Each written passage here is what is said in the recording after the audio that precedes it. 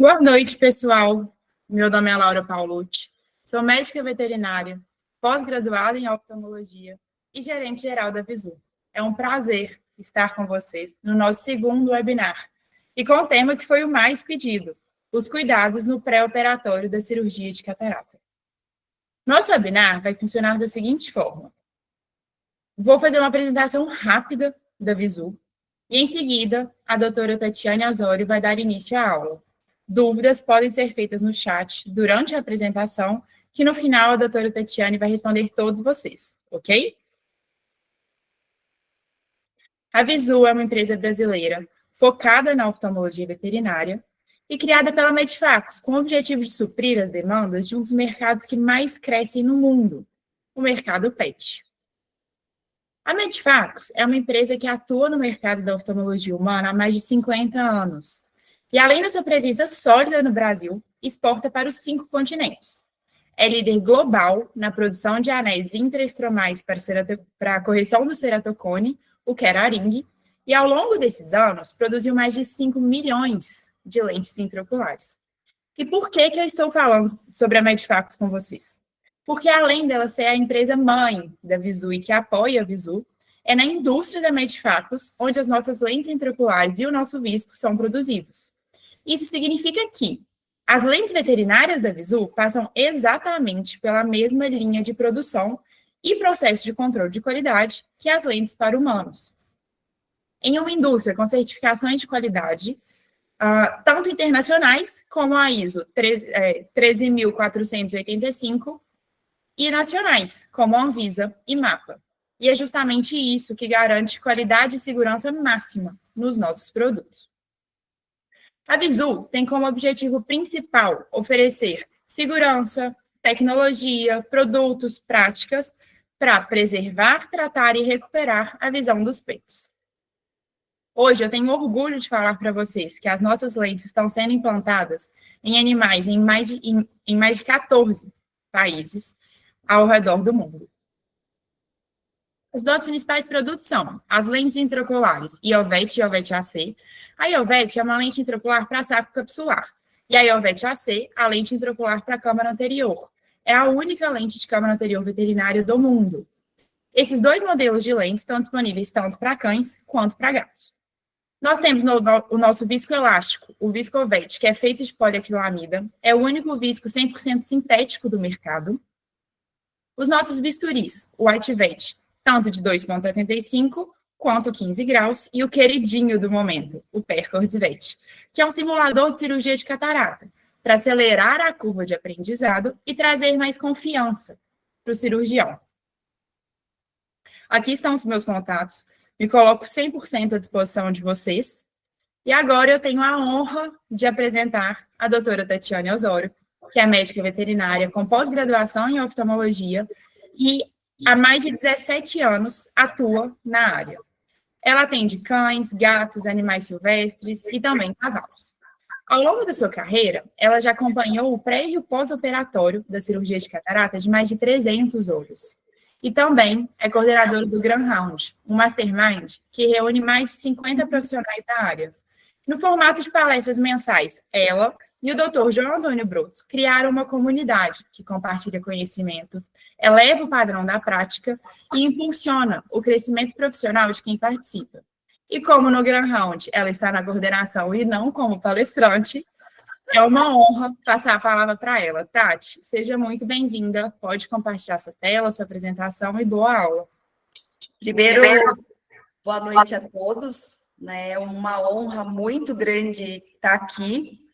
E a gente fica realmente, agora eu sei como que os convidados se sentem nervosos, né? Porque a gente fala, não, é tranquilo, tá tudo em ordem. Mas eu fico muito feliz e muito honrada de estar aqui passando um pouco da minha experiência para todos que estão aqui. A gente tem uma galera muito importante na oftalmologia e eu me orgulho muito de todos os colegas que estão aqui.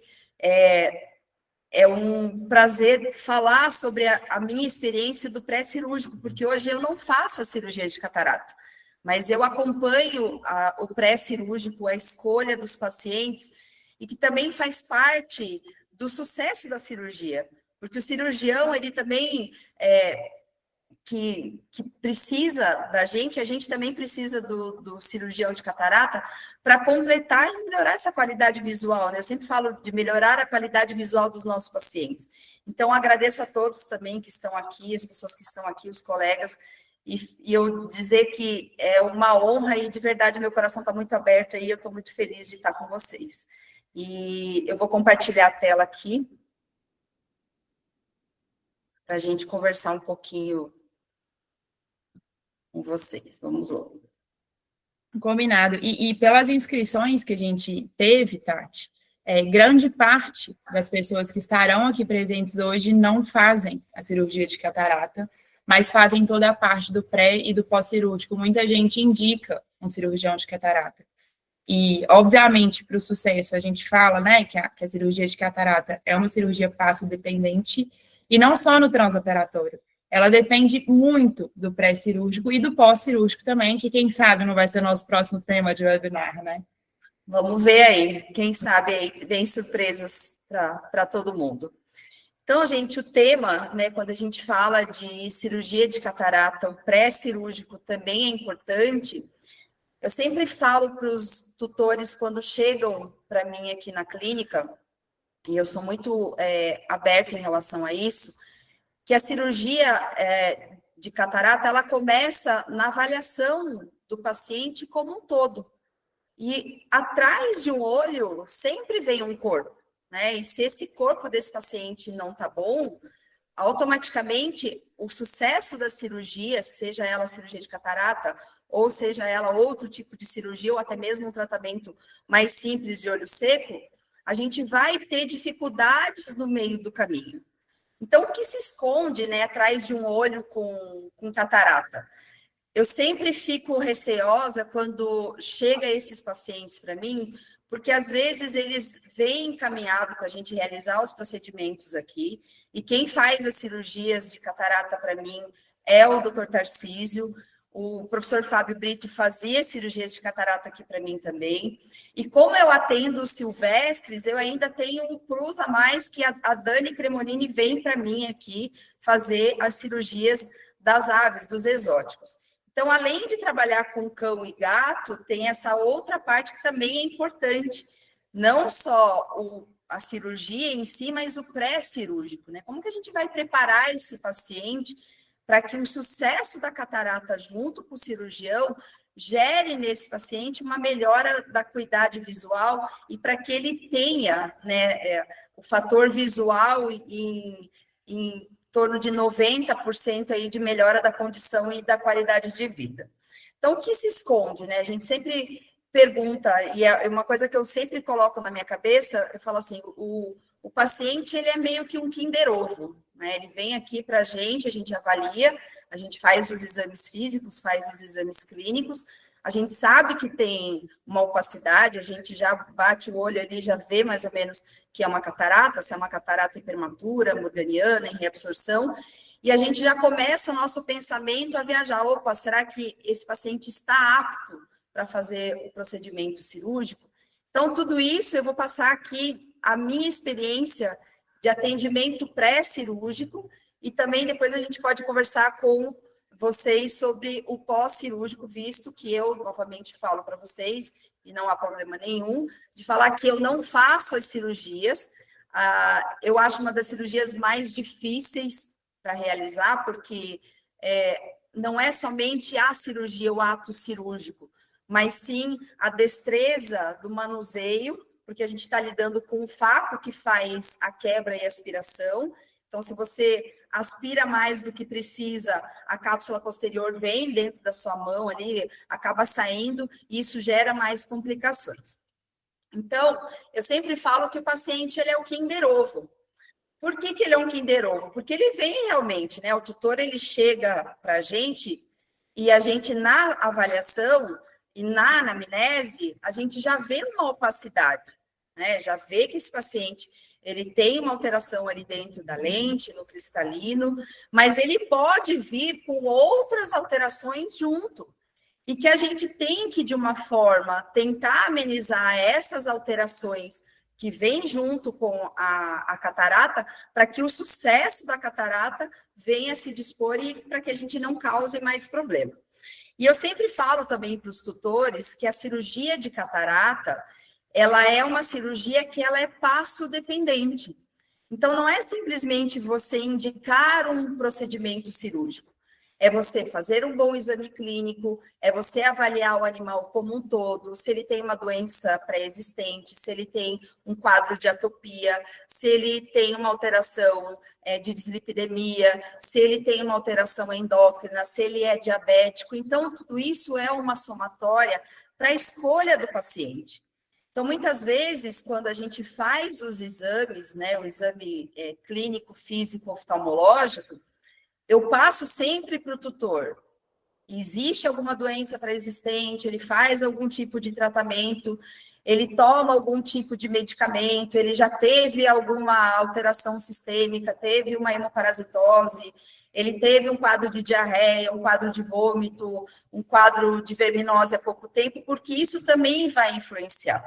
E a gente sabe que o olho, ele é envolto de vários tecidos, e um desses tecidos importantes são os tecidos linfóides.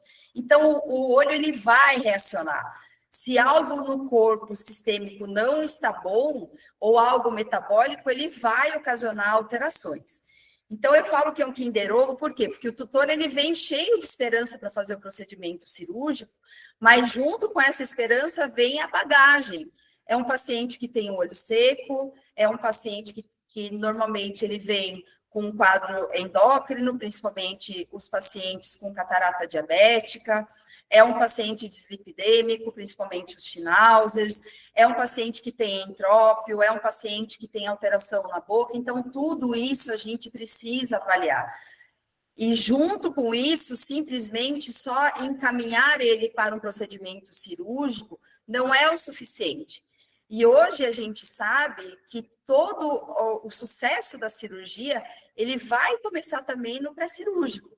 Exames laboratoriais, a importância do exame laboratorial, dos hemogramas, dos bioquímicos, dos triglicérides, do colesterol, amilase, lipase, às vezes até ultrassom abdominal, se esse paciente for um paciente obeso.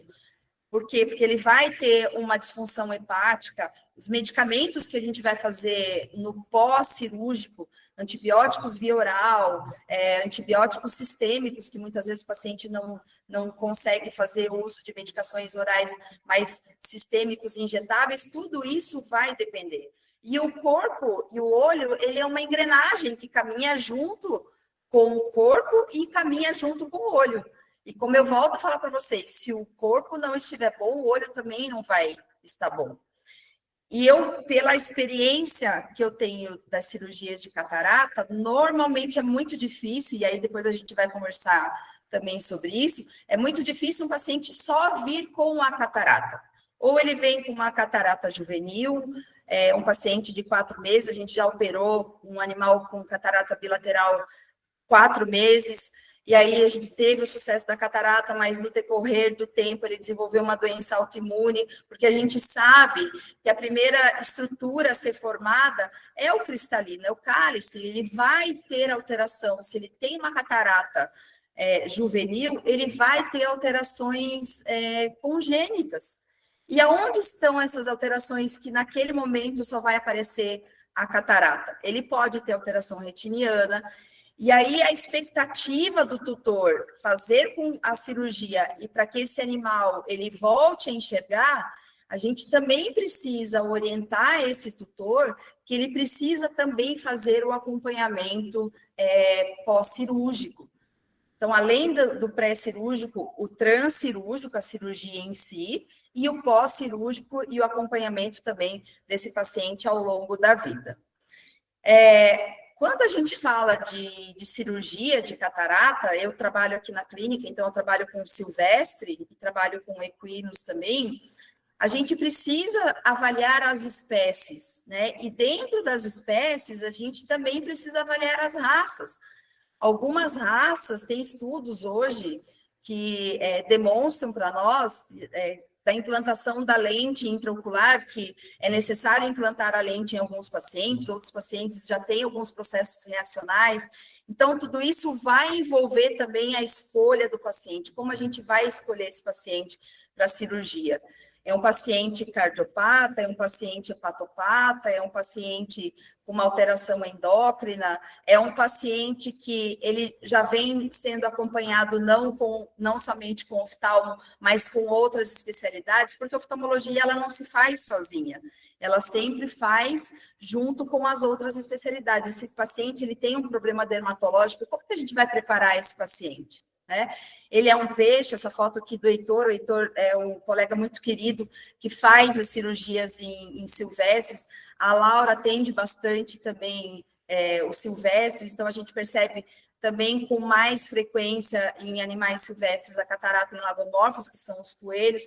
Então, tudo é indicativo de cirurgia, porém, uma frase que eu sempre falo para todo mundo: a cirurgia ela é importante, mas a avaliação do paciente e indicar a cirurgia, nem todo paciente vai, né, para um procedimento cirúrgico, porque ele pode ter algumas outras doenças que podem levar ainda a uma disfunção muito maior e o risco cirúrgico anestésico também é grande.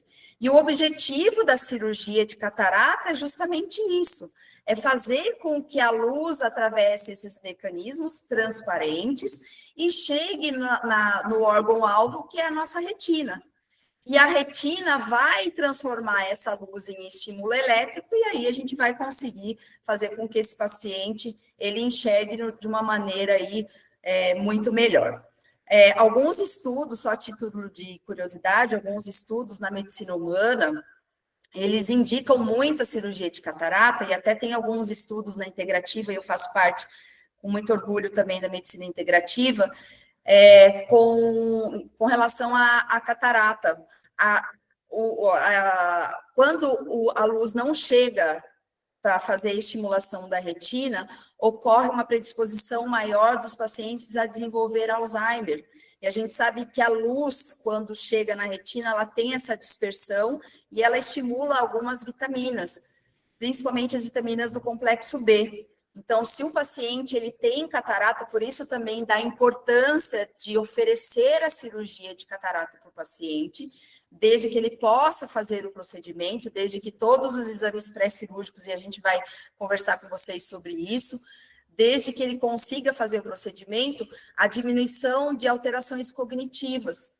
Então, tem um estudo paralelo que eu estou fazendo com o pessoal da medicina sobre isso, sobre as disfunções neurológicas e cognitivas, pela falta de absorção de luz intraocular e o desenvolvimento dessas alterações, como principalmente nos pacientes que acabam desenvolvendo precocemente um envelhecimento a nível do sistema nervoso central. Então, é um estudo bem interessante, depois eu posso até passar para vocês. Então, a principal função, né, da cirurgia é isso, é levar essa luz para a região interna do olho e, através dessa luminosidade, os estímulos elétricos chegarem no cérebro e a gente captar essa luz e fazer a programação da imagem. O caminho da cirurgia, até a gente chegar na cirurgia, é um caminho longo. E muitos tutores chegam para mim e falam assim: nossa, doutora Tati, mas eu achei que era só fazer o procedimento cirúrgico. E aí eu explico para eles: olha, não, eu estou avaliando aqui primeiramente, eu não consigo chegar na região posterior, a gente precisa de exames complementares, exames de sangue, eu preciso de uma eletroretinografia, eu preciso de um ultrassom ocular para avaliar o posicionamento da lente, eu preciso avaliar a atividade elétrica dessa retina, porque se o paciente ele tiver a catarata, mas a retina já não estiver funcionando, qual é a função que a gente tem aí em relação à catarata? Lógico que ele não vai voltar a enxergar, mas com o tempo ele pode vir a desenvolver um glaucoma. Por quê? Porque vai romper as ônulas, vai ter uma luxação e a gente precisa fazer o acompanhamento.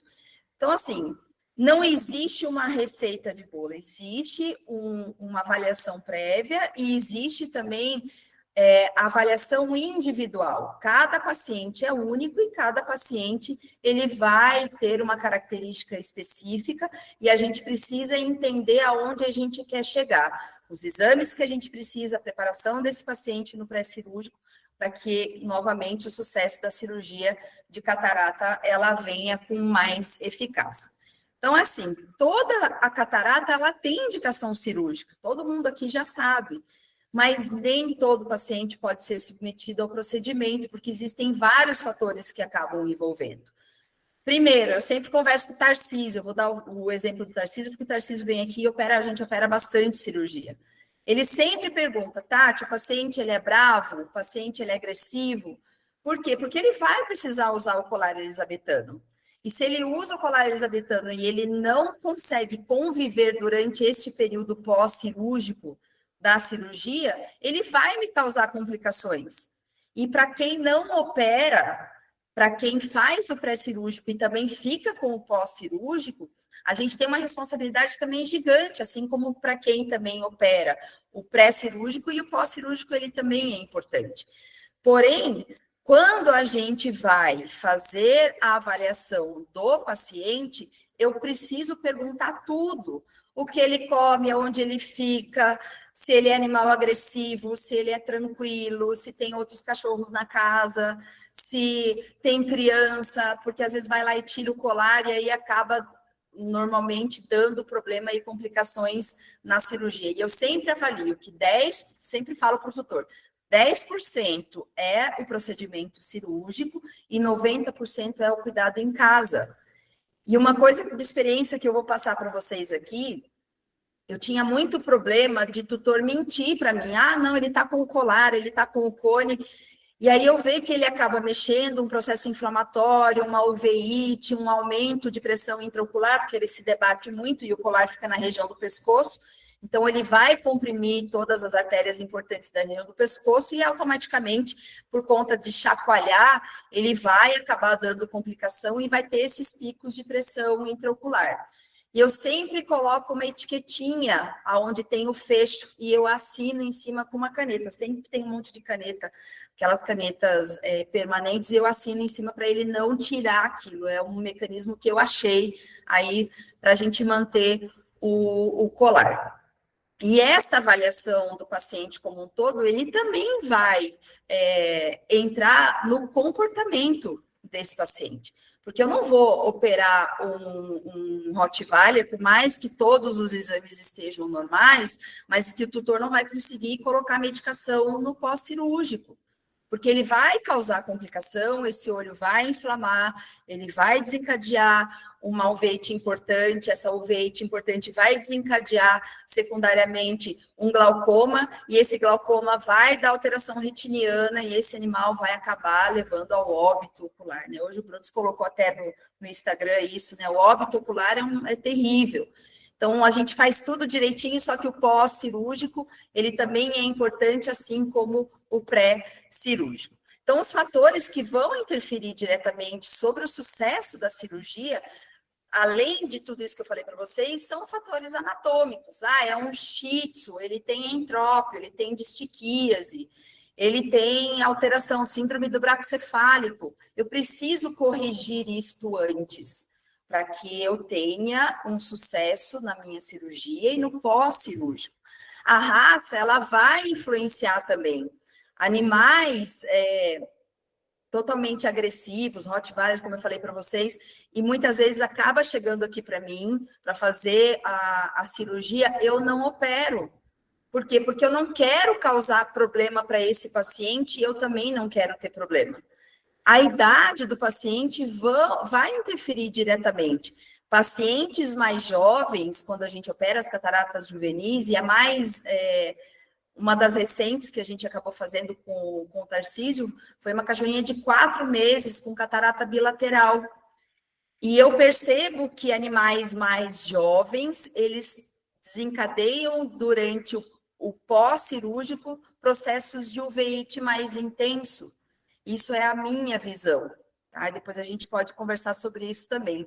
E as doenças, lógico que as doenças pré-existentes, né? E uma das doenças pré-existentes aí que a gente sempre fica com o pé atrás é a diabetes.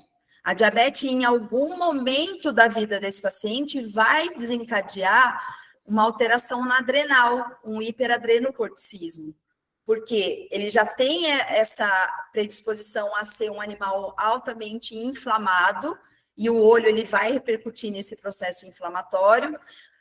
O pâncreas já não está funcionando direito, ele vai desencadear lá uma alteração hepática junto, porque tudo vai dar uma sobrecarga, ele vai inflamar a região do intestino, ele vai ter um aumento de vai ter uma poliúria, vai ter uma polidipsia, o rim já não vai funcionar do jeito que precisa, e a gente tem uma glândula importante ali próximo do rim, que é a adrenal.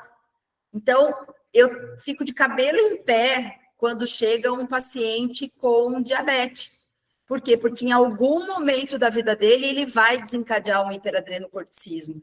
E aí, automaticamente, ele vai ter repercussão na região posterior, na região intraocular ali, que é a retina. Então, eu sempre também deixo muito atento os tutores. Eu avalio esse paciente naquele momento, e a gente vai conversar sobre os exames daqui a pouquinho, e eu nunca deixo para fazer os exames muito antes da cirurgia. Eu sempre deixo para fazer sempre próximo da cirurgia, porque naquele momento é o que eu tenho ali em mãos para falar se esse paciente, por mais que eu tenha feito uma avaliação, por mais que eu tenha feito os exames, mas os exames importantes de eletroretinografia e ultrassom eu sempre deixo para fazer bem próximos da cirurgia. E mesmo assim, muitas vezes eu já tive 2 casos de pacientes que foi tudo tranquilo e próximo da cirurgia eu tive que ligar para o Tarcísio e falar assim, Tarcísio, cancela, porque deu problema animal diabético, acabou desencadeando aumento de pressão, acabou desencadeando um hiperadrenocorticismo e aí acabou que não fez o procedimento cirúrgico. E isso para nós também, a gente fica sempre triste quando não faz o procedimento, mas a gente também tem que nos privar de problemas. Então, mas o mundo ideal é chegar um paciente com catarata, a gente fazer o pré-cirúrgico, não tem nada de alterado, a gente operar esse paciente, o pós-cirúrgico ficar 100%, muito bem, obrigado, e a gente deita tranquilo no travesseiro à noite, mas muitas vezes não é bem assim, o mundo real ele é bem diferente do mundo ideal. Como eu falei para vocês, o olho ele tem todo esse fator, né? Ele vai reacionar. Nós vamos provocar uma injúria nesse paciente para depois a gente conseguir consertar. Então, a gente vai fazer um processo reacional, a gente vai fazer as incisões, a gente vai implantar lente intraocular, é um corpo estranho, ele vai reacionar, ele vai desencadear alterações e que também a gente precisa evitar durante a cirurgia e no pós-cirúrgico, com um pré-cirúrgico muito bem feito, para que isso minimize. Zerar 100%, praticamente, eu falo para vocês, não existe. Eu nunca consegui zerar um paciente. Ele pode desencadear algum tipo de alteração que no meio do caminho a gente tem que intervir de uma forma muito rápida. Então, o olho, ele é um órgão, né, importantíssimo, ele tem esse tecido linfóide, principalmente na região das pálpebras superiores, ali na conjuntiva, na região inferior, na região próximo da placa tarsal, no fórnix e na região bulbar. Então, ele tem esses linfócitos que vão reagir. Então, imagina o seguinte, é um paciente que chega para nós com o olho seco, por mais que ele tenha um shimmer de 13, quando a gente vai fazer o procedimento cirúrgico, isso vai alterar. Então, o que eu tenho que fazer no pré-cirúrgico? Para que eu minimize os riscos de desenvolver um problema no transcirúrgico e no pós-cirúrgico. Então, o passo 1, eu coloquei aqui alguns passos para vocês, e o primeiro passo é a chegada do paciente na clínica. Então, uma boa anamnese completa, verificar se esse paciente tem tratamentos anteriores, se ele fez algum outro tipo de cirurgia anteriormente, se ele corrigiu pálpebra, se ele teve úlcera, se ele fez algum tipo de procedimento abdominal, se ele tem essas doenças pré-existentes. Eu sempre coloco esse paciente no chão, por mais que seja catarata em olho único, eu sempre avalio, coloco ele aqui dentro da sala, deixo ele andar, deambular, porque muitas vezes o animal também vem para a clínica com outros tipos de problema, principalmente os animais mais obesos, alterações decorrentes de alterações de obesidade, as articulações, joelho, tudo isso vai repercutir na parte oftálmica. Tá? As doenças articulares, elas também repercutem, assim como a gente sabe que as doenças dermatológicas, a pálpebra faz parte da pele e também faz parte da região ocular. E os exames gerais, pele, ouvido, por que eu falo para vocês, para a gente avaliar a pele e ouvido? Ah, Tati, mas eu não sou clínico geral. Porque esse animal vai ficar com o colar, ele vai ficar com o cone pelo menos aí durante 30 dias, de 21 a 30 dias. E se ele for um shih tzu que tem predisposição a quadros de atopia, e a gente sabe que o shih tzu ele já tem essa predisposição, o ouvido dele, por conta do colar, vai diminuir o processo de ventilação, ele vai desencadear ao longo deste pós-cirúrgico, ele vai desencadear também os processos de otite. Avaliação de cavidade oral. Eu avalio todos os meus pacientes, eu falo isso para vocês, de carteirinha, por quê? Doenças periodontais, elas vão desencadear alterações. Se você não faz a limpeza dos dentes desse paciente antes, tem o quarto pré-molar, fístulas de quarto pré-molar, vai alterar a parte oftálmica, vai alterar a região da musculatura, vai desencadear processos, e aí a gente vai acabar perdendo a cirurgia. Tá? Então, cavidade oral, linfonodo, se está aumentado, se não está. Então, a avaliação geral. Então, o primeiro passo é essa avaliação no geral, né? A avaliação clínica do paciente. O segundo passo, ele segue aquele passo que a gente faz o passo a passo do exame oftalmológico. O reflexo de ameaça, lógico que a gente sabe que o paciente com a catarata, ele não vai ter o reflexo de ameaça 100%, mas pacientes com catarata em olho único, ou olho direito ou olho esquerdo, o olho contralateral, ele vai ter o processo de resposta. Os reflexos palpebrais, se esse paciente ele tem o fechamento de pálpebra, se ele tem as estruturas, a região de cílio está no posicionamento correto, se ele não tem distiquíase, se ele não tem triquíase, se ele não tem entrópio, tudo isso também faz parte aqui nesta avaliação oftalmológica. Reflexo de bola de algodão, se for realmente catarata em apenas um olho, nos 2 olhos isso aqui já não vai funcionar, porque ele tem essa perda de absorção de luz, e metade da luz que entra dentro do olho não chega na região posterior, porque ela breca ali no cristalino. Teste de shimmer. Tá? Você faz teste de shimmer em todos os pacientes? Faço teste de shimmer em todos os pacientes. Teste de shimmer tipo 1, que a gente sabe que é sem o colírio anestésico. Porque se o paciente ele tem 15 de shimmer, eu já preciso preparar esse animal no meu pré-cirúrgico com colírios lubrificantes. E eu vou conversar com vocês sobre os colírios lubrificantes. A maioria eu não passo ele em meio aquoso, eu passo ele mais em forma de gel, porque ele permanece um pouco mais de tempo na região da superfície ocular, e a gente vai conversar sobre os colírios. Então, eu já preparo ele um tempo antes, e a gente vai falar de quanto tempo antes a gente faz essa preparação, para que eu não tenha problemas depois, porque ele vai inflamar o olho, as células caliciformes ali presentes na região da conjuntiva vão inflamar, esse animal vai ter um olho hiperêmico, a glândula lacrimal vai reacionar, porque ela também tem tecido linfóide ali envolvida, e a gente vai ter um problema de olho seco. Então, eu já tenho que preparar esse paciente aí também antes.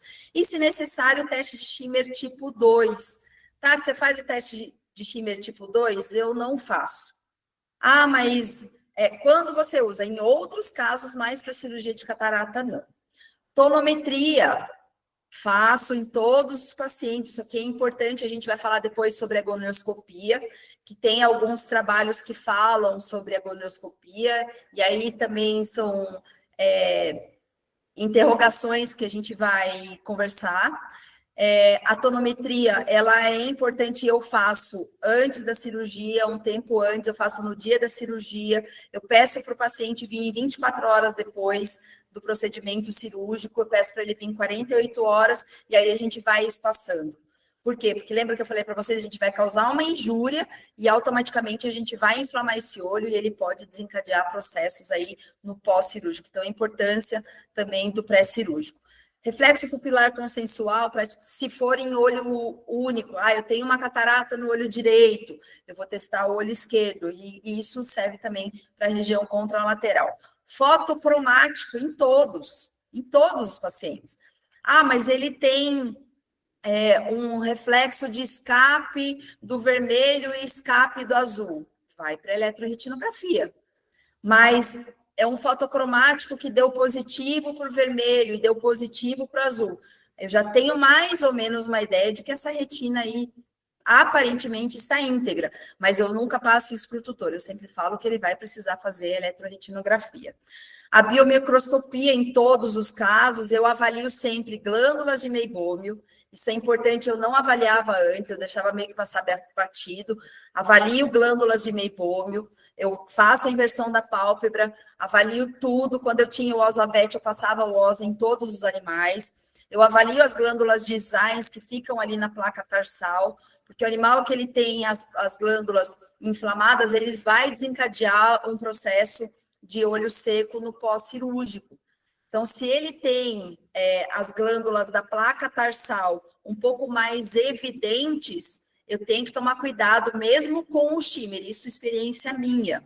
Mesmo com o shimmer normal, ele pode desencadear alterações de inflamação e alterações também de produção de lágrima e produção e inflamações no olho como um todo, se essas glândulas também estiverem alteradas. Neovascularização, avaliação, lógico, com a biomicroscopia é importante, por quê? Porque eu posso ter uma neovascularização ali por conta de um olho seco, de um shimmer não tão baixo, mas um shimmer aí em torno de 12, 13, que eu também preciso tomar cuidado no pós-cirúrgico. Rosa bengala, gente, eu não fazia rosa bengala, hoje ele está na minha rotina. Por que eu falo do rosa bengala? Porque eu vou avaliar o epitélio, eu vou avaliar também a conjuntiva bulbar. O epitélio, quando ele tem impregnação do rosa bengala, naquele local ali, mesmo com o teste de fluoresceína, o boot que eu faço também, com o Break of the Time, que aí eu jogo a luz azul, faz o fechamento, né, com a estilação do colírio de fluoresceína abre, e aí a gente vê o quanto, né, o tempo de ruptura do filme lacrimal, quanto tempo ele demora. Com o rosa bengala, ele vai impregnar onde o epitélio não está tão íntegro, mesmo com um shimmer normal. Então, naquele local onde tem impregnação, eu sei que a gente precisa dar um pouco mais de atenção. Então, aí a gente acelera um pouco mais, a gente faz mais vezes durante o dia os colírios para fazer o processo de lubrificação, para diminuir também riscos no pré-cirúrgico. O passo 3, a avaliação oftalmológica, né, que está aqui, estimulação pupilar. Por que a gente sempre fala que esse passo 3, para mim, talvez seja um dos passos mais importantes também para avaliação de uma catarata? Porque a gente vai ver as bordas, né, dessa lente, as bordas do cristalino. Quando o paciente está em miose, a gente praticamente quase não vê, e não vê mesmo as bordas do cristalino.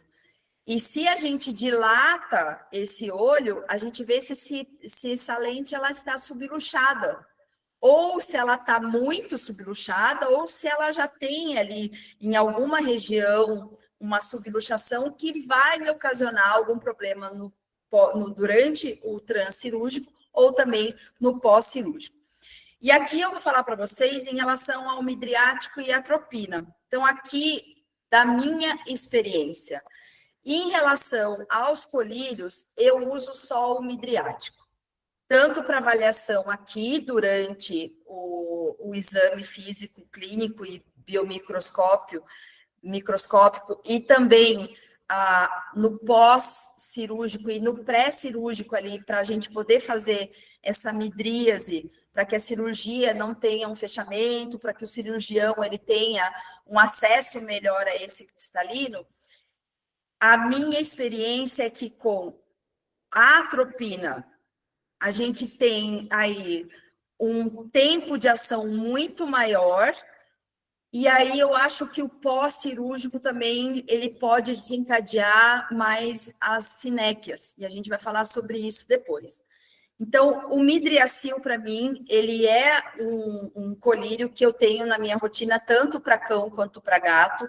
A atropina, existe aquele processo de cialorreia, o gato, ele sente muito o gosto, então, quando entra em contato com as pupilas, ele baba muito.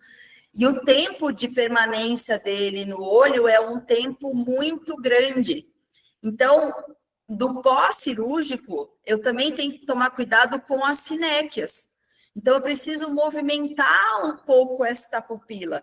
E o midriacil, por ser um colírio que se usa a cada 12 horas, ele vai fazer esse movimento.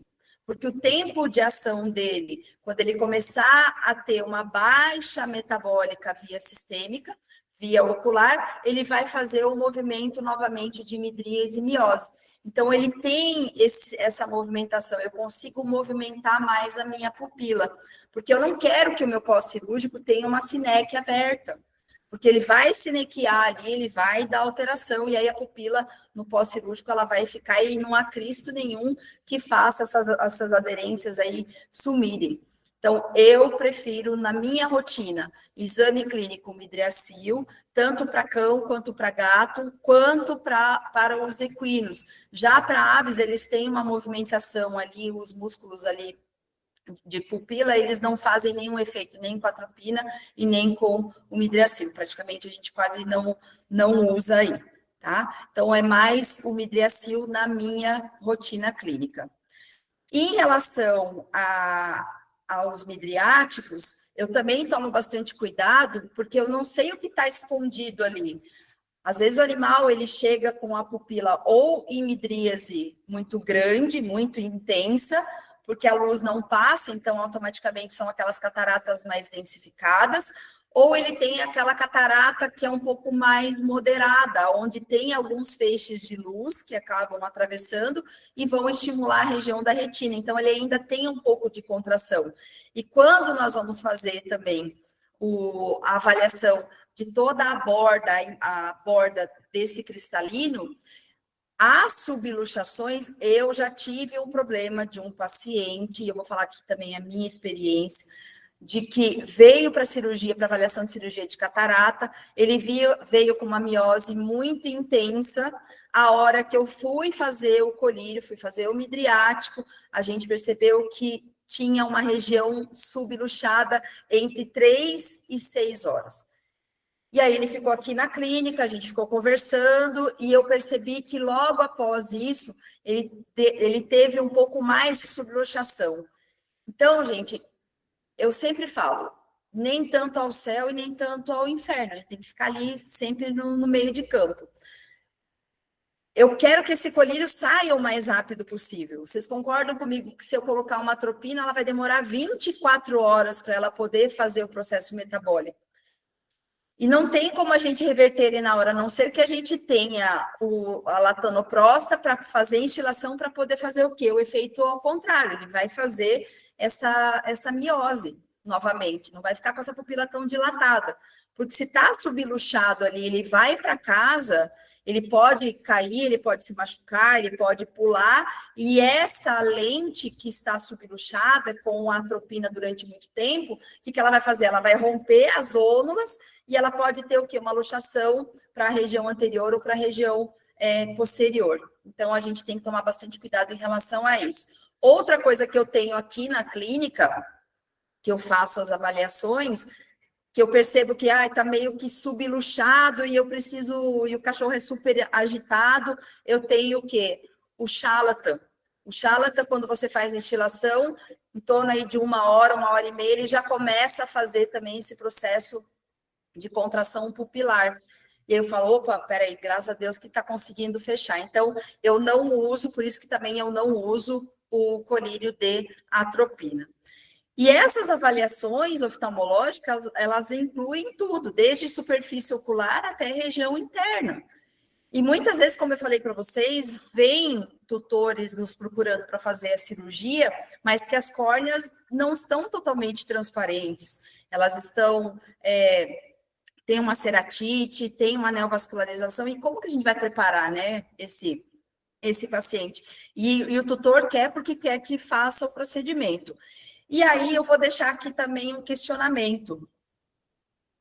O paciente tem catarata, ele tem uma ceratite, ele tem um olho totalmente opaco, a córnea está opaca, ele tem uma neovascularização, mas ele fez todos os exames, ele está apto para a cirurgia de catarata. Vale a pena operar esse paciente? O que a gente precisa passar para o tutor? Quanto tempo antes eu tenho que preparar esse animal? E aí eu vou falar para vocês, o pré-cirúrgico de cirurgia de catarata, ele vai iniciar 30 dias, eu inicio 30 dias antes do procedimento cirúrgico. Por quê? Porque se ele tiver um olho seco, se eu precisar fazer uma ciclosporina, que a gente sabe que começa a fazer o efeito depois de 20, 25 dias até 30 dias, eu vou conseguir recuperar esse animal até fazer o procedimento cirúrgico. Eu consigo dar tempo para que esse olho desinflame. Eu consigo levar com mais eficácia esse paciente para que ele resolva a cirurgia, para que o cirurgião resolva a cirurgia e para que ele tenha essa qualidade visual. Então, eu sempre faço 30 dias antes, no mínimo. Ah, mas eu tenho um paciente que eu acompanho e a gente vai fazer os exames. Por que eu não faço muito antes os exames?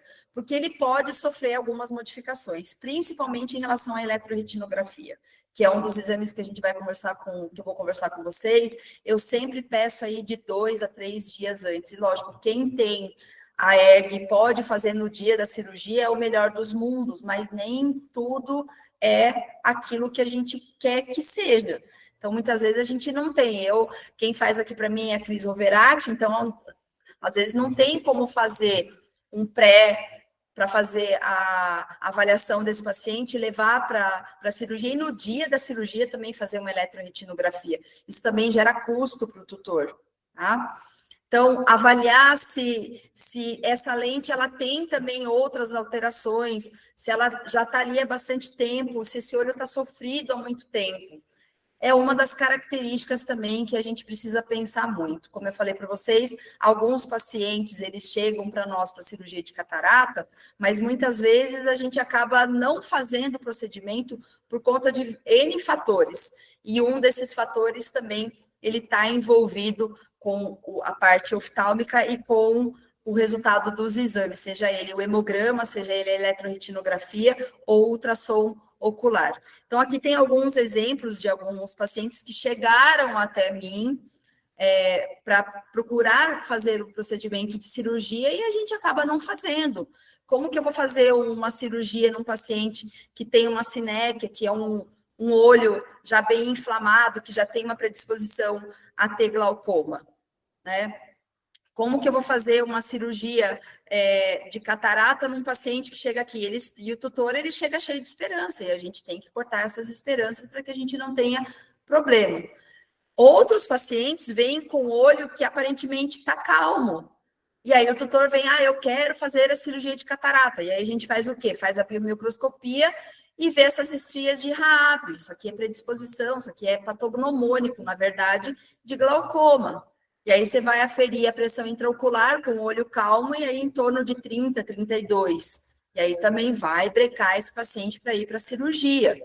Esse paciente, ele pode vir, eu sempre falo, né? Um olho, várias alterações.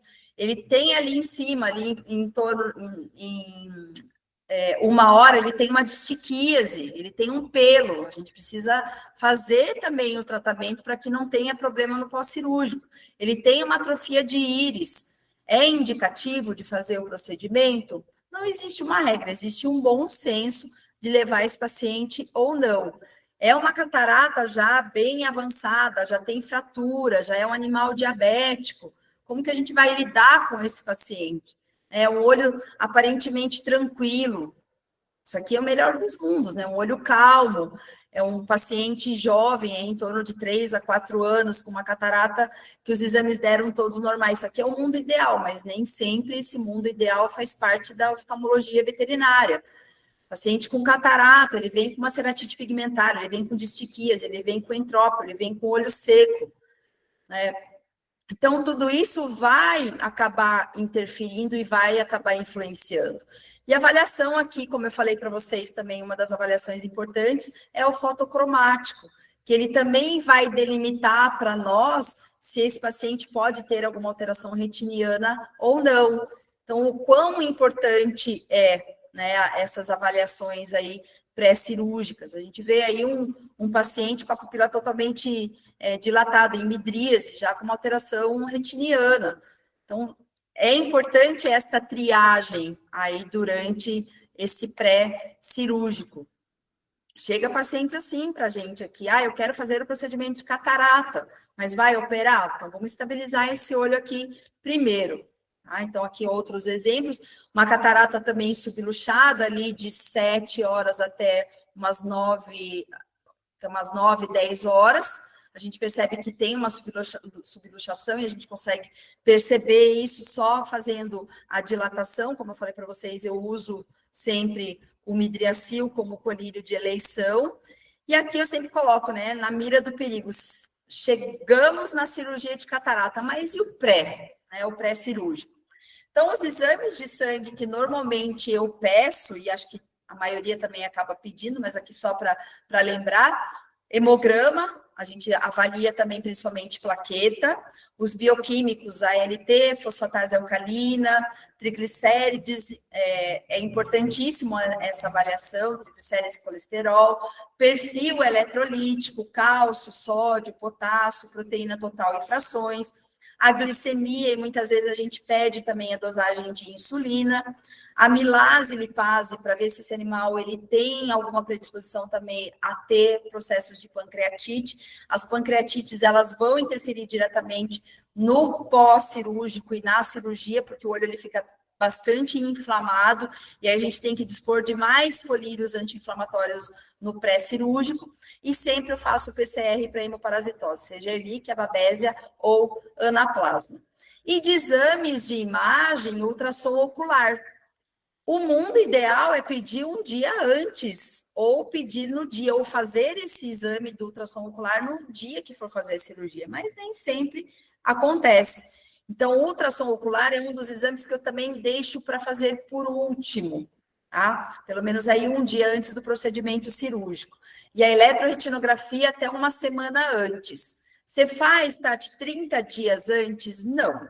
Por quê? Porque naquele momento eu estou avaliando naquele momento. Então, naquele momento, a minha eletroretinografia, ela tem a onda A, a onda B, ela tem o máximo e o mínimo, e eu tenho uma atividade elétrica aí suficiente para que esse paciente vá para procedimento cirúrgico e também para que ele volte a enxergar no pós-cirúrgico, que a gente vai saber que essa retina ela está funcional. OCT, só para os ricos, né, vamos dizer assim, e o UBM também. Tá? OCT, a maioria dos meus pacientes não faz, e nem o UBM. E aí surgiu há pouco tempo, no grupo dos professores, em relação à gonioscopia, né? Mas todo animal que vai fazer a cirurgia de catarata, a gente precisa avaliar, né, através da gonioscopia. A gonioscopia, ela é um exame 100% indicado. Gente, caiu meio por terra. Desculpem aí todos que têm a lente de gonioscopia.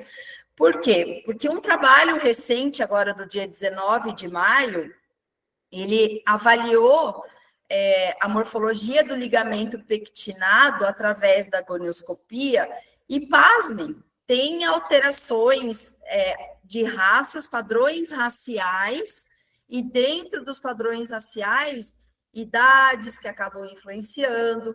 Então, ele não é um exame que se utiliza como rotina de pré-cirúrgico de catarata. Então, se o paciente for ter um glaucoma, ele vai ter e pronto, acabou.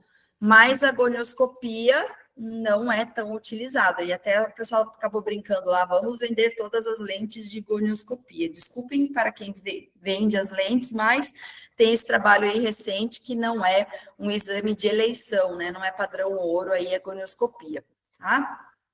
Então, atrás desse mundo da oftalmologia, o mundo da cirurgia, lógico, tem todos os equipamentos que vocês sabem, impressão intraocular, o Rosavete que eu tinha, que eu fazia também, mas a gente precisa também, tem alguns outros equipamentos, que é o IPEN, que ele vai avaliar a osmolaridade, se a parte aquosa, lipídica e a parte de mucina estão em equilíbrio. Eu tinha esse aparelho, agora ficou super caro as tirinhas, eu usava muito, hoje eu já não uso, mas existe como pré-cirúrgico também avaliar a lágrima para ver se tem influência no pós-cirúrgico e também durante o transcirúrgico. E aí entra, né, os testes que a gente sabe. Então, na minha rotina hoje entra os testes de fluoresceína, sim. Na minha rotina hoje entra os testes de rosa bengala, sim. E hoje na minha rotina entra também os testes de shimmer, avaliação de BUT, enfim. São testes essenciais aí para que a gente consiga ter um sucesso durante a cirurgia. E o ultrassom, como eu falei para vocês, né? O ultrassom ocular, ele também é fundamental, seja ele para cão, seja ele para gato, seja ele para equino. E a eletroretinografia. Então, o mais importante aqui, né, eu sempre coloco essa figurinha, porque a gente fica ali maquinando, né, nossa, o paciente, ele tá com catarata, ele vai para cirurgia de catarata, e aí a gente fica pensando, exame, o pós-cirúrgico, o pré-cirúrgico, e uma outra coisa que eu falo para vocês, pacientes que não ficam com o colar elisabetano, ou têm dificuldades, eu peço para que eles fiquem pelo menos 2 semanas antes da cirurgia com o colar, para que eles acostumem com o colar. Não acostumou com o colar elisabetano, se debateu, tirou, chacoalhou, pulou, virou o giraia, eu não opero esse paciente, porque ele vai causar complicação. E eu tive um problema há pouco tempo, Tarcísio veio aqui operar uma Bulldog super tranquila, super de boa, só que a hora eu tinha pedido para eles colocarem o colar, eles falaram que tinham colocado, a cachorra ficou ótima, só que colocou ela dentro do carro, ela tinha recém-operado, saiu daqui, abriu a porta, colocou no carro, ela virou no giraia dentro do carro com o colar. O colar, ela enfiou a pata no colar, ela teve uma compressão das artérias importantes do pescoço, aumentou a pressão intraocular, desencadeou um ifema, deu glaucoma e, infelizmente, ela acabou perdendo esse olho. Então, são coisas que podem acontecer aí também no pré-cirúrgico, no pós-cirúrgico imediato. Então, a gente sempre tem que avaliar isso. E falando dos colírios, né, utilizados no pré-cirúrgico, que acho que todo mundo está curioso em relação a isso, eu sempre passo os lubrificantes. Então, isso aqui, gente, eu fiz uma tabelinha para vocês, e vou mostrar para vocês também mais para frente, uma tabela resumida do que eu faço de colírios e do que eu utilizo no pré-cirúrgico. Lubrificante todos, em gel ou os lubrificantes mais densificados, que eles permanecem durante muito mais tempo na região da superfície ocular e eles vão fazer um mecanismo protetivo melhor desse olho durante a cirurgia e também no pós-cirúrgico. Lubrificante, hialuronato, depantenol, eu uso muito. O hialuronato eu peço para manipular 1%, o depantenol eu peço para manipular 0,5%. Tem outros colírios, tem o Iabac, tem o Sistane e o L que entrou agora no mercado, mas eu gosto muito do gel. Tati, eu não uso gel, mas usem colírios lubrificantes. Quanto tempo antes da cirurgia? No mínimo 30 dias antes da cirurgia, porque a gente vai provocar uma injúria e a gente vai alterar a superfície ocular, a gente vai provocar uma uveíte, células caliciformes ali da região da conjuntiva, a gente vai inflamar esse olho e a gente precisa proteger esse olho. Anti-inflamatórios, esteroidais e não esteroidais. Tati, você usa? Sim. O que você usa? A gente sabe que toda cirurgia de catarata, o paciente, ele vai ter um processo inflamatório. Junto com isso, o que eu entro? Ou eu entro com anti-inflamatório não esteroidal, que aí entra o Cetrolac, o Nevanac, ou eu entro já com pancadão, com porradão. O que a gente usa? Predforte, Aurex, Predmilde ou a dexametasona. Tati, você usa a dexametasona? Eu gosto mais de usar as prednisolonas. Por quê? Porque ela tem uma profundidade maior de ação. Então, a dexametasona, eu acho que não diminui a inflamação pós-cirúrgico. No pré-cirúrgico, eu sempre uso o Aurex, o Predmilde, o Predforte, o Flutinol, que são anti-inflamatórios à base de corticoide mais potentes.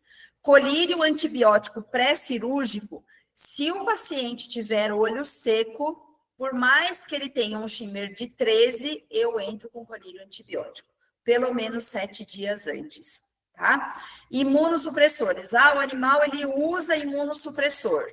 Ele usa a ciclosporina, ele vai usar o tacrolimus. Eu tiro o imunossupressor 3 dias antes da cirurgia. Por quê? Porque na minha cabeça, e também eu tive um problema com o paciente que fez a utilização dos imunossupressores no pré-cirúrgico, eu tive processos reacionais maiores, eu tive uma uveíte um pouco mais intensa, e naquele momento eu achei que podia ser o imunossupressor. Então, eu tiro aí pelo menos 3 dias antes os imunossupressores. Mucolítico, se o animal ele tem aquela presença daquele muco mais intenso, eu uso sim o colírio de acetilcisteína ou a ampola de N-acetilcisteína. Por quê? Porque ela vai tirar esse processo mucoide e ela vai também fazer com que a estabilidade do filme lacrimal fique presente mais na região da superfície ocular. Todos os pacientes, tá, que você usa mucolítico, se um paciente tiver aquela secreção por menos densificada, que fique na região do canto nasal, sim, eu faço, tá? Os midriáticos a gente já conversou com vocês, eu uso mais o midriacil, a atropina eu coloquei aqui em vermelho porque eu não uso, mas eu gosto de usar a atropina, mas ela não é tão indicada, por quê? Porque o mecanismo de ação dela é mais longo. E os antiglauculomatosos eu não uso o Charlatan. O paciente, ele usa o Charlatan, sei lá, teve um glaucoma transitório, e aí tá com uma pressão aí de 23. Eu não uso o Charlatan, tá? Por quê? Porque ele vai fazer a contração pupilar e vai siniquear esse olho fechado. Nem no pós-cirúrgico eu não uso, porque ele vai, a latanoprosta vai fechar, vai diminuir, né, vai dar uma miose, e aí ele vai siniquear fechado, tá? Então, aqui eu coloquei para vocês, quando a gente vai avaliar esse paciente, gerenciar sempre o pensamento e emoção. Eu quero operar esse paciente, mas ele pode ir para a cirurgia? Ele está apto, os exames deram todos normais, a eletroretinografia, o ultrassom, o tutor consegue colocar os colírios, isso também é importante, porque se ele não consegue colocar o colírio no pré-cirúrgico para preparar esse paciente para a cirurgia, como que no pós-cirúrgico ele vai cuidar? Ele não vai conseguir cuidar, tá?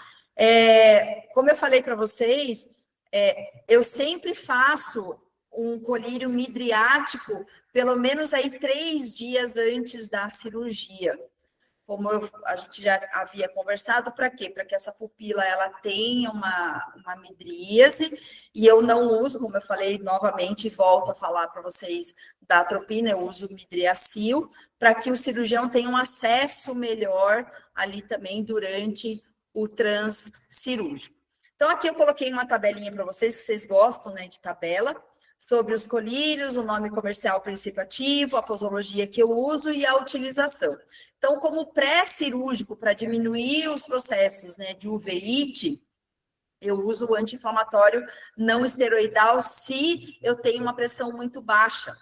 Tati, quanto é uma pressão muito baixa para você usar o anti-inflamatório, o anti-inflamatório não esteroidal, né? Peraí, desculpa, gente, volta aqui.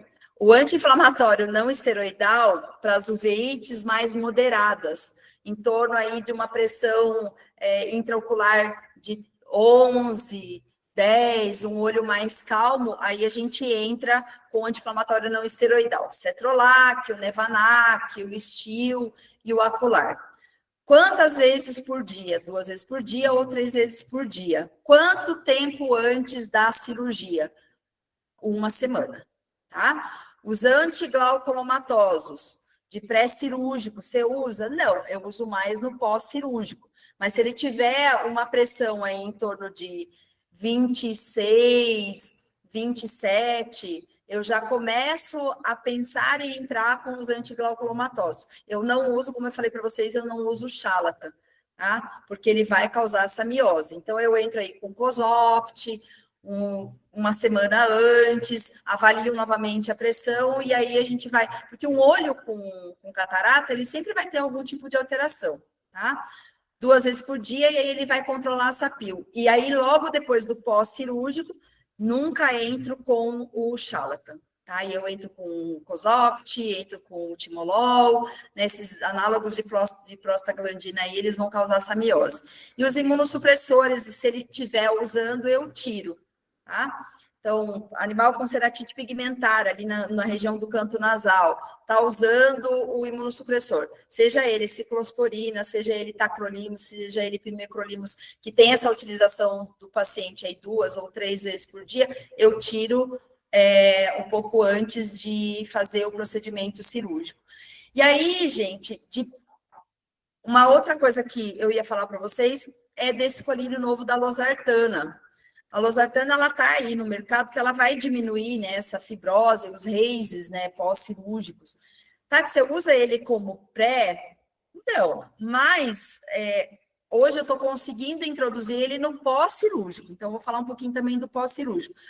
A losartana no pós-cirúrgico, eu percebo que depois que a gente faz o procedimento em torno aí de uns 5, 6 dias, eu já consigo entrar.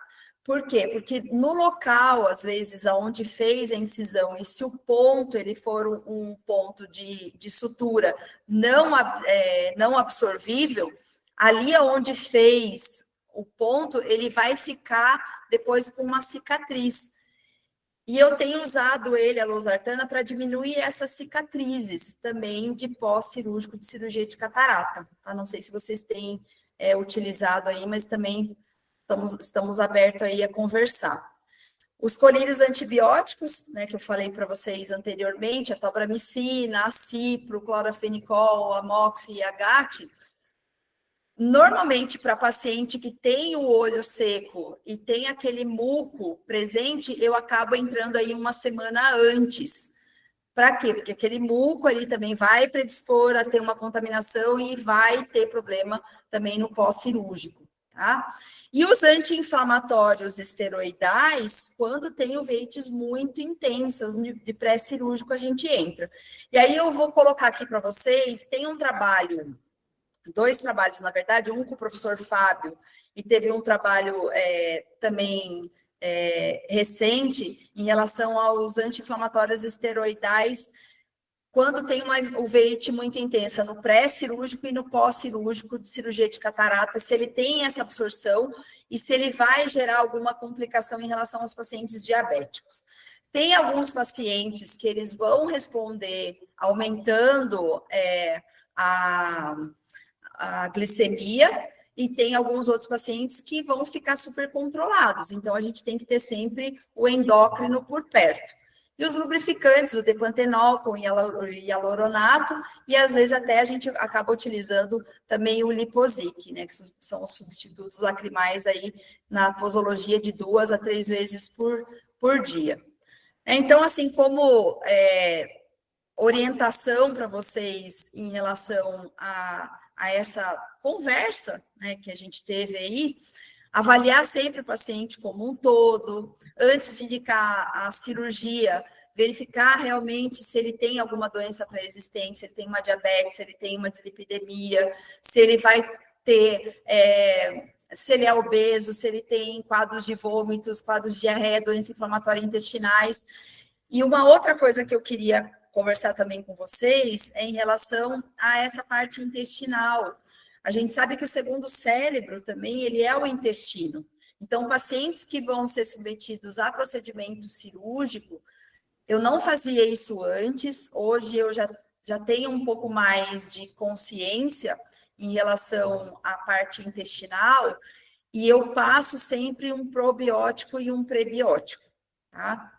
Porque às vezes a gente vai usar aí um antibiótico via oral, num paciente de pós-cirúrgico, por exemplo, amoxicilina com clavulato ou uma doxiciclina, e vai alterar essa flora de intestino e a gente vai ter uma repercussão também direto, né, o eixo intestino-olho. A utilização sempre de colírios com cautela no pré-cirúrgico, não é uma bomba, cautela também em relação aos colírios midriáticos, sempre 2 dias antes do procedimento cirúrgico, nunca mais antes do que isso, né? E eu sempre falo que as cirurgias de catarata, elas são sempre um desafio. E aí o tutor fala assim, nossa, mas você me dá a garantia de que a cirurgia vai ser um sucesso? Eu falo assim, a minha equipe vai fazer o melhor, a garantia de sucesso deles realizarem o procedimento, sim. Mas se o animal ele vai ter alguma complicação no pós-cirúrgico, não depende só da cirurgia, depende também aí do cuidado pós-cirúrgico e também se ele tem ou vai desenvolver alguma doença retiniana. Então, acho que era isso que eu queria passar para vocês, acho que passei um pouquinho aí do tempo, não sei se está tudo em ordem aí em relação, se alguém tem alguma dúvida. Tudo em ordem, Tati. Excelente sua aula, seu bate-papo aqui com a gente hoje.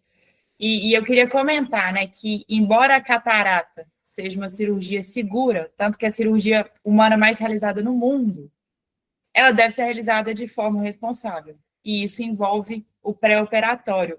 E, de fato, a seleção do paciente, né? E não só pela saúde do animal, mas também pela expectativa que o tutor cria. Exatamente.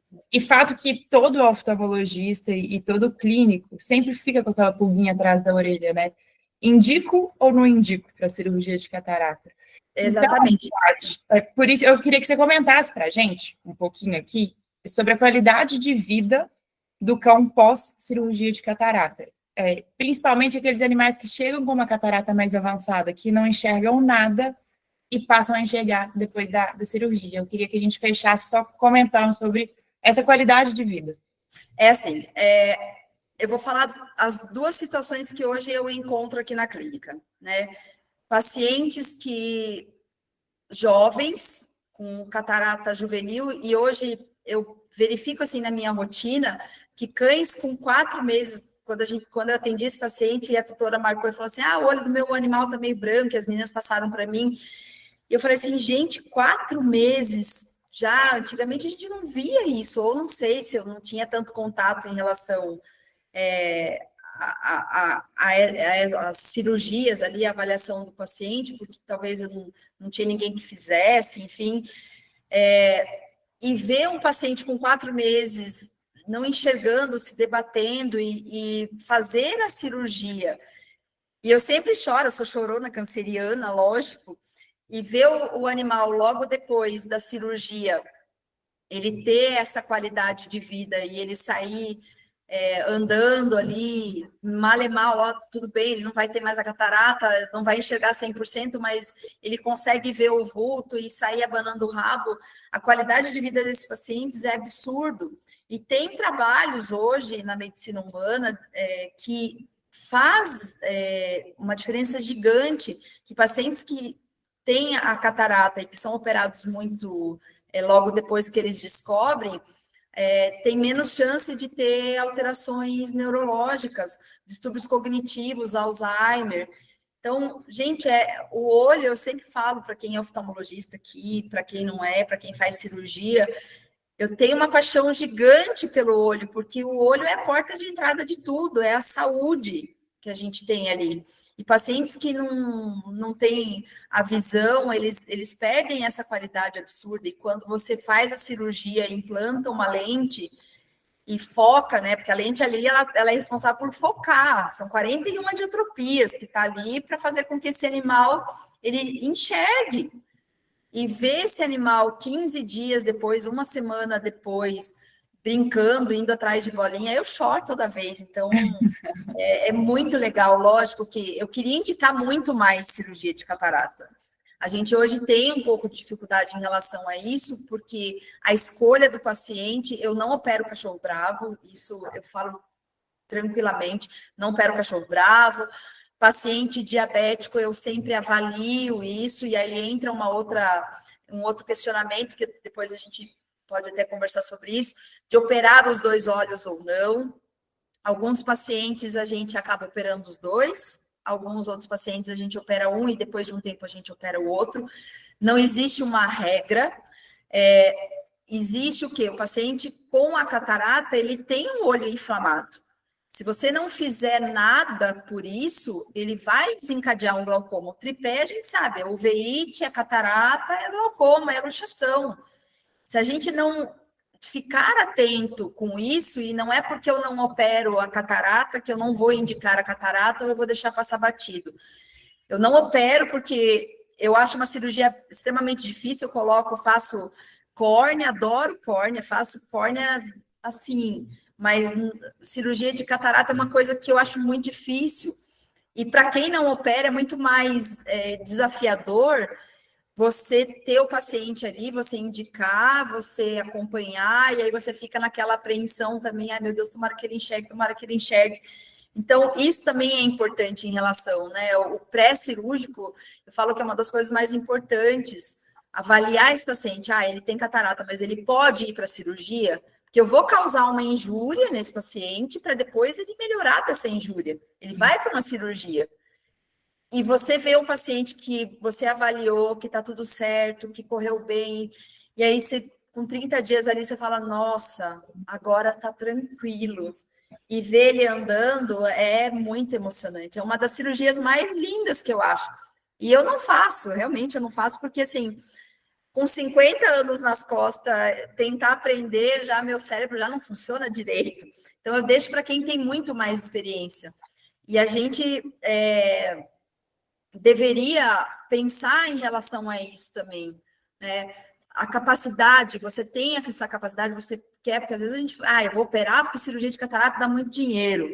Mas será que é isso mesmo? Você tem o manuseio, você consegue, você tem o dom para fazer? Eu não tenho dom para fazer cirurgia de catarata, mas eu tenho o dom para fazer cirurgia de superfície ocular. Então, os limites... Você joga em dupla com o doutor Tarcísio. Jogo em dupla, então a gente tem que jogar em dupla, né? Então, acho que é mais ou menos isso. E sobre essa parte neurológica, a Cíntia até comentou aqui para a gente no chat sobre a demência pós-perda do ciclo circadiano pela perda da entrada da luz na retina. Sim. E ela comentou aqui também que a retina funcional, mais importante é fazer a retinografia com eletroencefalograma para ter certeza que a cegueira não é central. E aí, além disso, assim, eu queria comentar que a doutora Fernanda Fogli, que é uma neurologista, outro dia comentou comigo sobre a demora e a menor recuperação de animais que têm problemas centrais. Ela pode até comentar com a gente aqui também. O Vitória, abre depois o microfone dela. Mas isso tem, a visão tem relação direta com o prognóstico de doenças neurológicas também. Sim, sim. E hoje a medicina veterinária, né, a oftalmologia, ela está interligada com várias outras áreas, né?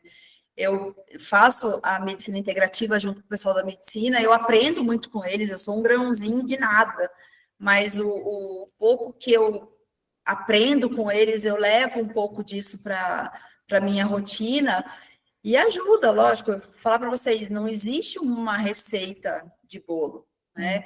Existe você avaliar esse paciente como um todo e diminuir as injúrias que vão ser causadas pela injúria cirúrgica, né? Ele é um paciente que tem uma inflamação, ele tem uma uveíte. Às vezes eu pego paciente aqui com pressão intraocular de 6, 7, um catarata que quer fazer cirurgia. E aí só o colírio lá, o cetrolac, não dá conta. Aí eu tenho que fazer o quê? O cetrolac, aí eu tenho que entrar com o colírio à base de corticóide, eu tenho que lubrificar esse olho. Então, eu tenho que fazer esse preparo antes, né? Isso. Fernando, se você quiser, eu ia falar para abrir o microfone. Primeiramente, parabéns, Tatiane. Muito boa a palestra, gostei muito, muito boa mesmo. E a Laura falou, né? Eu peguei esse gancho, porque a gente costuma realmente pegar na parte neurológica muitos pacientes com vestibulopatia. E acaba que, para o animal recuperar o equilíbrio, a gente tem dois fatores importantes, que é a propriocepção e a visão. Então, eu costumo ver paciente quando chega para mim, né, com alguma vestibulopatia, seja por periférico ou central, a recuperação é muito maior de pacientes que enxergam. Então, isso é algo muito importante, porque é mais um ponto, né, que a visão é extremamente importante para os animais. Exato. Obrigada, Fê, pela Imagina. contribuição. O doutor Fábio Canadani comentou aqui para a gente no chat, ele é um médico oftalmologista humano, e ele contribuiu também em relação aqui à atropina e ao midriacil.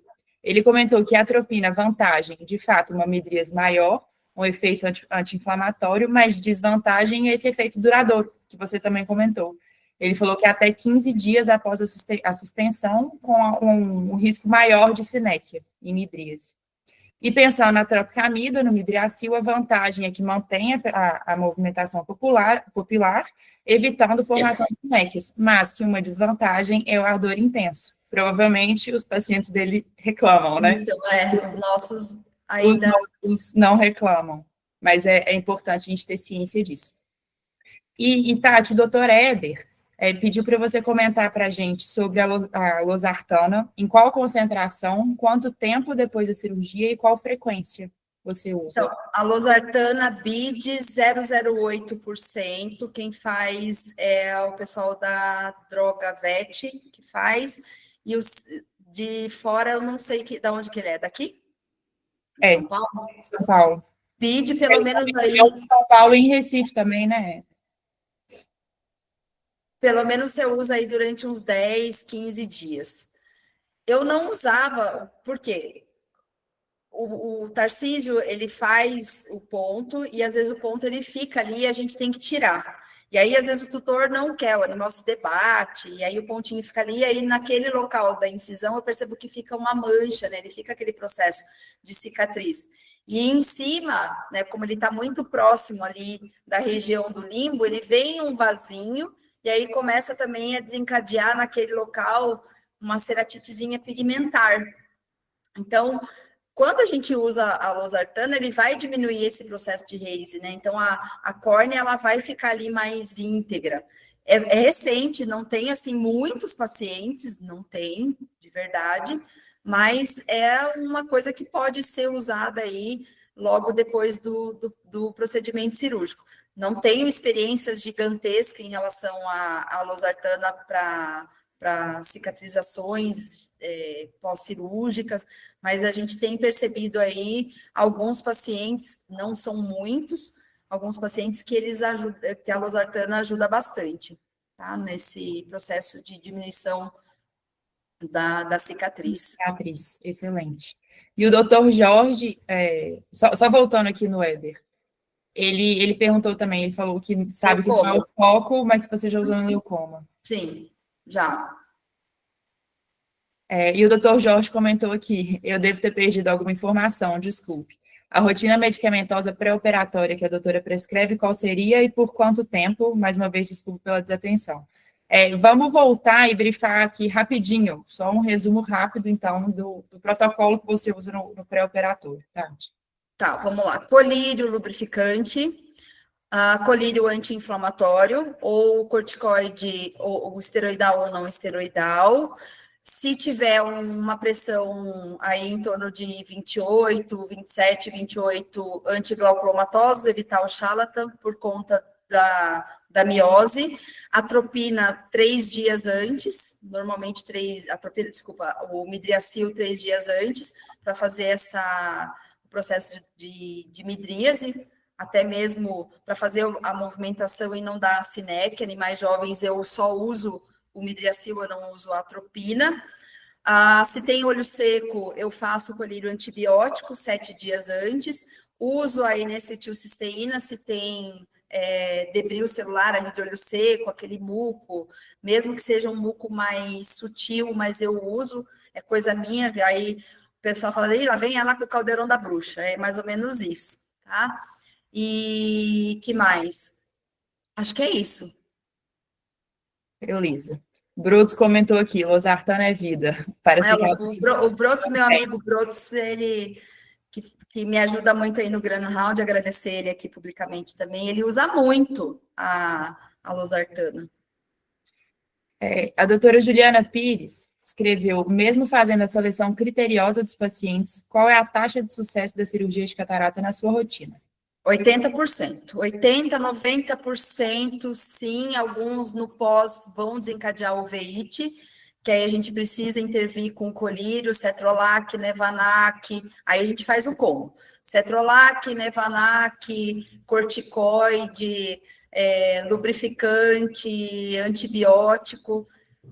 De sucesso, fez a cirurgia, em torno, que voltam a enxergar que não dão problema nenhum, eu falo assim, pós-imediato, o que pode acontecer?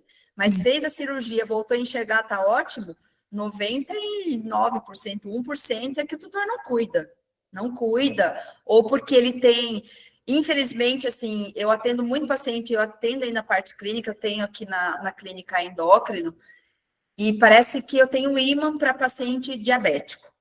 E aí eu falo, meu Deus, paciente diabético. O paciente diabético, gente, eu vou falar para vocês a minha experiência, ele vai desenvolver um hiperadrenocorticismo. Vai. Em alguma fase da vida dele, ele vai desencadear um hiperadreno e ele vai desencadear uma dislipidemia. Vai estar lá o triglicérides dele lá na lua. Aí você vai bater ultrassom, aí tem lama biliar, tem colite, todas aquelas encrencas. Então, assim, eu sempre peço para os meus pacientes de pós-cirurgia de catarata, ele operou hoje, ele vai vir a cada 2 meses. Ele vai vir a cada 2 meses. Ele vai fazer um ultrassom ocular a cada 4 meses, ele vai fazer um triglicérides e colesterol a cada 2 meses. Eu avalio muito de perto e eu já falo para o tutor, pode ser que ele vá desenvolver o hiperadrenocorticismo. Mas, Tati, o que tem a ver o hiperadrenocorticismo? O hiperadrenocorticismo, ele vai desencadear alterações retinianas. A dislipidemia, ela vai alterar a retina. E esse animal, ele vai ter uma APR, uma atrofia progressiva retiniana, ele vai ter uma SARDS. Então, o paciente endócrino, eu fico de cabelo em pé. Então, assim, é um paciente que eu tenho que trazer muito para próximo de mim, e fazer essas avaliações aí com muita sensibilidade, conversar muito com o tutor, porque ele vai criar uma expectativa que resolveu, fez a cirurgia, ele volta. Mas se ele tiver um pico glicêmico ali de uma glicemia high, ele vai inflamar feito uma desgranha. Então, o olho vai ter uma hiperemia, o olho vai ter uma uveíte, aí ele vai ter secundário um glaucoma. E aí, tudo isso vai alterar a retina e vai ter um comprometimento, né? Então, assim, isso é importante. Pacientes com doenças endócrinas, seja ele uma diabetes ou seja ele uma dislipidemia, que tenham ali uma degeneração corneana, uma distrofia, um aumento de cálcio. Gente, eu não pedia cálcio, não pedia. Perfil eletrolítico. Ele é importante porque os animais hoje comem comida caseira, fazem suplementação de não sei o quê, aí o tutor acha que procurou na internet, eu vou dar cálcio. Vem com degeneração, vem com cálcio lá nas nuvens.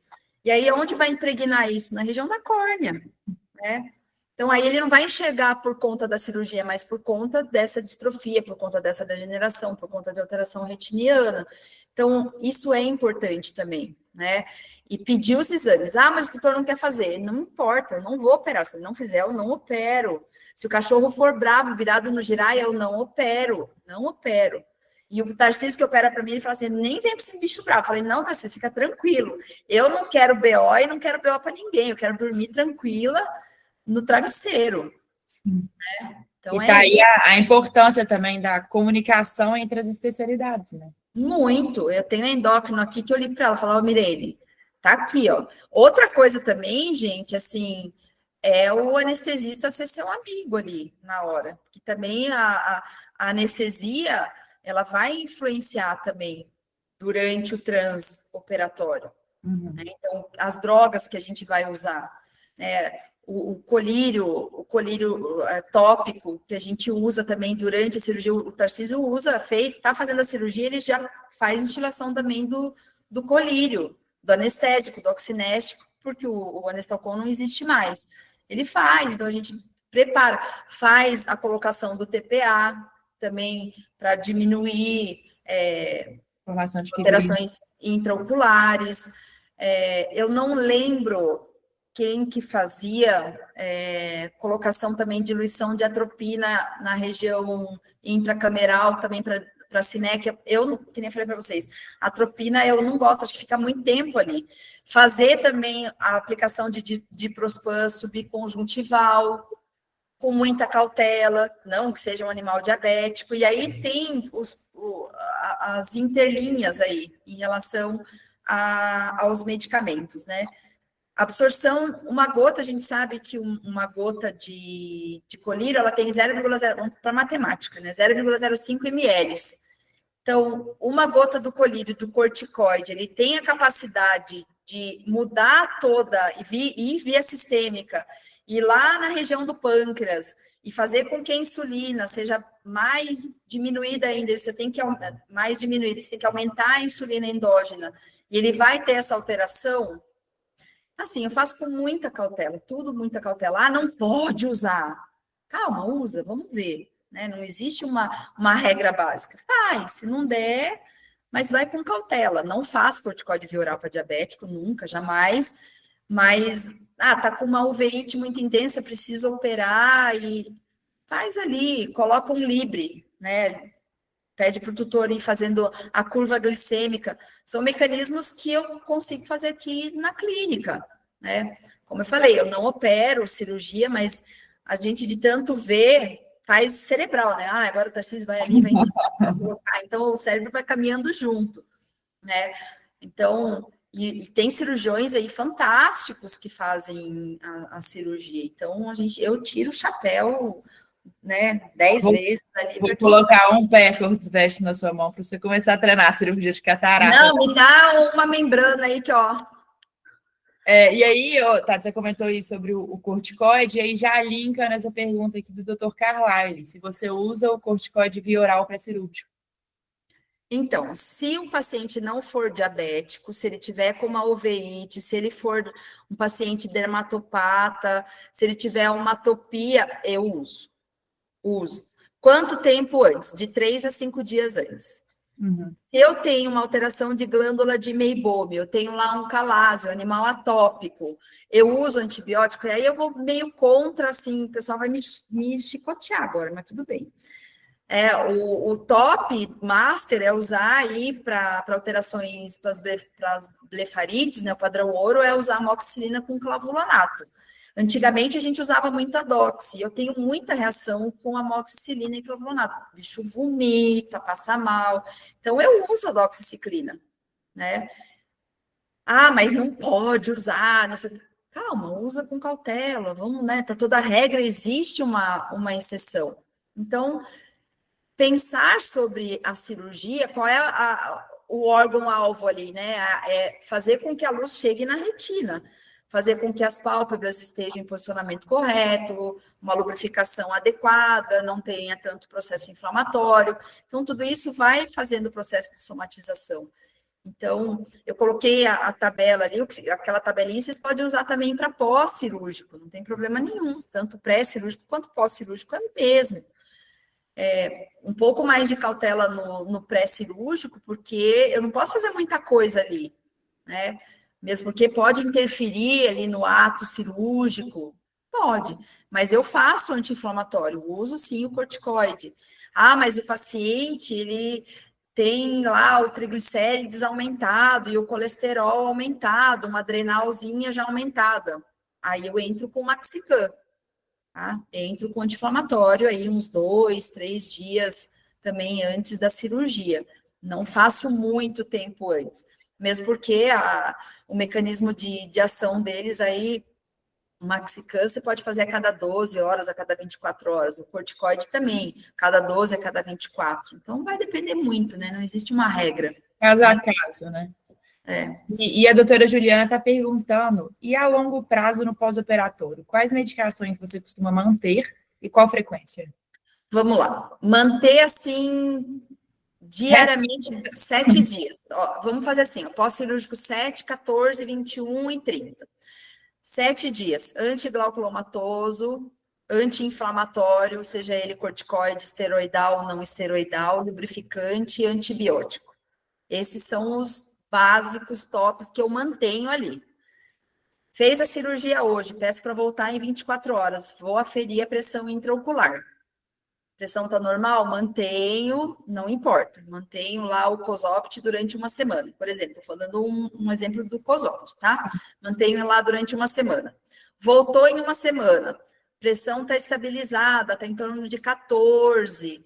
O olho já não tem tanto processo, tanto muco. Já é um olho um pouco mais calmo. Eu já tiro o antibiótico. Mantenho o colírio lubrificante. Colírio lubrificante, gente, eu faço. O pessoal acha que eu sou meia doida, mas sou mesmo. Eu vou fazendo aí e faço até para o resto da vida, né? Mal ele não vai fazer. E eu tenho na minha cabeça, assim, e pela minha experiência, até por conta que eu atendo muito olho seco, gel mais densificado, mais com peso molecular maior, porque ele vai ficar presente ali na região da superfície ocular durante mais tempo. Não precisa ficar instilando a cada 2, a cada 3 horas, né? Então, o que eu faço, colírio lubrificante para todos. Então, os antiglaucomatosos eu faço até uma semana, o colírio antibiótico uma semana, e depois anti-inflamatório, eu estendo ele até uns 10, 14 dias, e depois eu vou tirando. E aí eu mantenho só o colírio lubrificante. Antibiótico via oral, em alguns casos, eu uso, sim, tá? Como eu falei para vocês, a amoxicilina com clavulato é o de eleição para olho, mas em alguns casos eu acabo usando também a doxiciclina, a amoxicilina 25 miligramas por quilo, que é o Gemox, e a doxi 5 miligramas por quilo BID ou 10 miligramas por quilo CID. Lembrar que quando vai fazer a doxiciclina tem que tomar bastante cuidado também com os protetores gástricos ou antibiótico, porque ele vai diminuir a absorção dos antibióticos, aí entra na farmacologia, e aí é outra coisa. É outra coisa.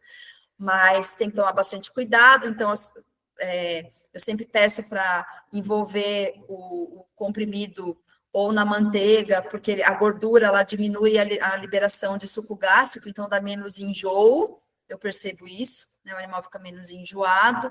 Então, tudo isso que a gente vai fazendo é por esse tempo. Ai, mas aí o animal veio, eu liberei. Na terceira semana, o que ele está usando? Só colírio lubrificante. Quarta semana, colírio lubrificante. Então, é isso que eu faço, de pós-cirúrgico, lubrificação para sempre. Aí ele fez a cirurgia, ele é um paciente que tem olho seco. Aí volta com a ciclosporina, volta com o tacrolimus, volta com os colírios que estava utilizando anteriormente. Mas eu paro aí uns dias antes os imunossupressores. Resto da vida, só lubrificante. Só lubrificante. E o Éder comentou que em alguns casos ele faz o diprospan. O diprospan a gente faz aqui, bastante. Já no pós-imediato ali, subconjuntival. Já faz. Bom, acho que de perguntas liquidamos todas.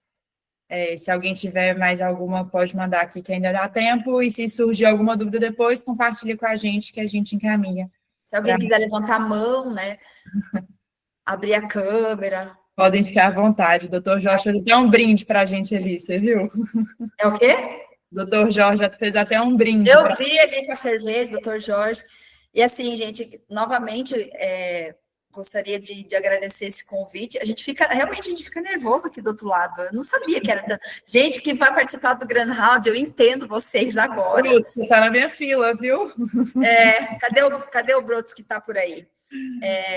Então, agradecer novamente o convite de todo mundo, do pessoal da Visu, uma empresa que eu tenho um respeito gigantesco, eu sempre falei isso para a Laura, tá junto ao meio de tantos veterinários. Aí eu vi uma galera que eu falo assim, gente, tá ali, ó, tá me vendo, né? Eu que tenho que ver esse povo. Mas eu fico muito lisonjeada, assim, muito feliz de passar um pouco da minha experiência, como eu falei para vocês. Eu não faço cirurgia de catarata, não tem problema nenhum. Eu faço muita cirurgia de córnea, eu gosto muito de olho seco, então superfície ocular para mim é o que eu amo de paixão. E a catarata, ela veio para me ensinar a ter paciência, resiliência, né? Fazer com que o pós-cirúrgico a gente tenha um paciente com uma qualidade de vida. Então, eu acho que o que me move na cirurgia de catarata é o paciente voltar a enxergar. É o tutor falar assim, nossa, fazia muito tempo que ele não pegava bolinha. Parece bobagem o que eu vou falar, mas tem estudos que provam que a conexão do animal com o tutor é pelo olhar. Pelo olhar. Então, a catarata, ela tem um significado ainda maior quando a gente entra nessa esfera, né? Exatamente. Queria te agradecer pela presença, agradecer todo mundo pela presença. Eu sei que uma quarta-feira, 9h45 da noite, a gente ainda está aqui com 55 pessoas. Realmente, sua palestra foi excelente. Nós chegamos ao marco aqui de 118 pessoas ao vivo. Então, tenho certeza, assim, que o nosso objetivo da Visu com esses webinars, que tem muita interseção com o grande objetivo do Grand Round, é levar o conhecimento para as pessoas de uma forma simples, didática, como uma conversa, né, Tati? E você fez esse papel hoje muito bem. E um dos motivos que eu pensei em você foi justamente por você não fazer cirurgia de catarata, mas viver a catarata como uma clínica. Então, para todo mundo aqui que não faz cirurgia de catarata ainda, ou que, de fato, não entendeu que a catarata não é para você, a catarata pode ser para os seus pacientes. Mesmo...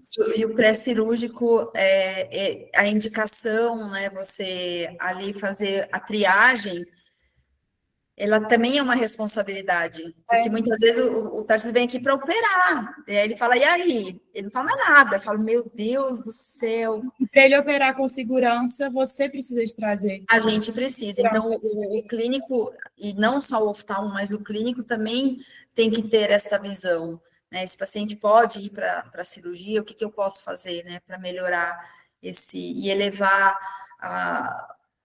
o pós-cirúrgico para que ele volte a ter essa qualidade de vida aí, né?